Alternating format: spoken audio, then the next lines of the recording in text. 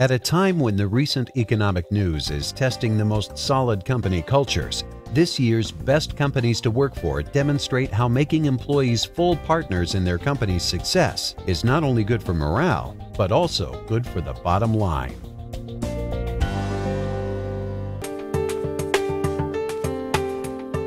We have a job sheet that's out on the floor that tells us what we have in queue and how many jobs we got in backlog and such. So when that list starts getting small, you kind of know that things are not going in a positive direction. And when that happened, Val had a company meeting and he kind of told us what the 3, 4, 5, 6 month projections were. And at that point, they weren't doing anything. But if things didn't improve, then they were going to have to do something to maintain the stability of the company.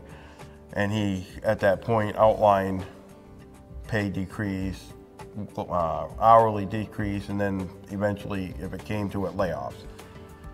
I think it was 5 or 6 weeks after that, we took a 10% cut pay. Have to do what you have to do, and then it was very short. I want to say maybe 3 weeks. We took an hourly drop. We went from 40 to 32. As time went on, we had gotten a pay cut. We had taken hours off.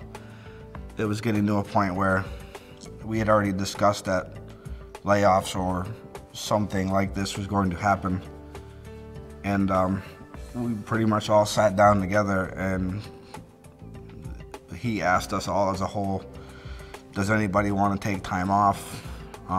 They kind of had been asking for a couple weeks up to that point, hey, if anybody thinks they want to do this, you know, this could happen.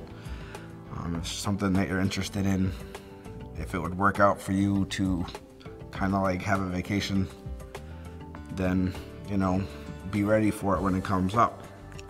Pretty much my whole shift, all volunteered, all of second shift, volunteered to take the time off. Well, I bought a '86 Mercedes to restore, so I got to do a lot of work on that. But the biggest thing was I was able to go down and see my first grandchild born in Florida. And the best part of that was I rode my motorcycle down from New Hampshire. It was just an awesome trip, you know, being on the highway on my bike and being down there to see my first grandchild born. I volunteered. I have 2 kids, a 5-year-old boy and a 2-year-old girl that I don't get to see.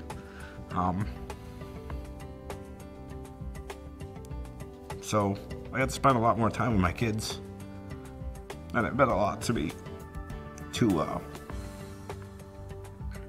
just help them grow up and learn more. So I actually took advantage of the fact that I didn't have to go to work and get to spend the whole time with my kids.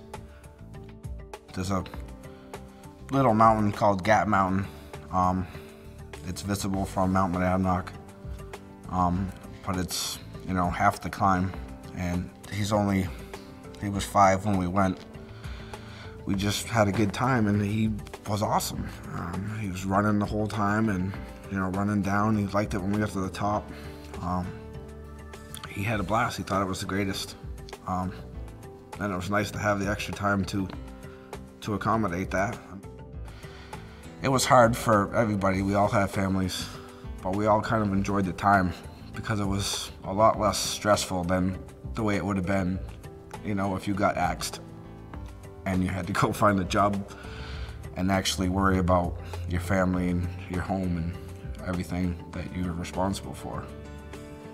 To have somebody, especially someone who owns the company, always keeping you informed on all the stuff no other company's done for me before.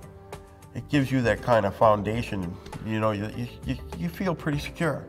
You really do, because you know he's doing everything in his power to try to make the company better for us.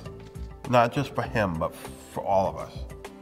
It's such a good company to work for. It's just, I mean, there's stress, but there's stress anywhere. They do a good job at making sure that everybody's on the same page, and you know that they care about you instead of just themselves and their own pocket.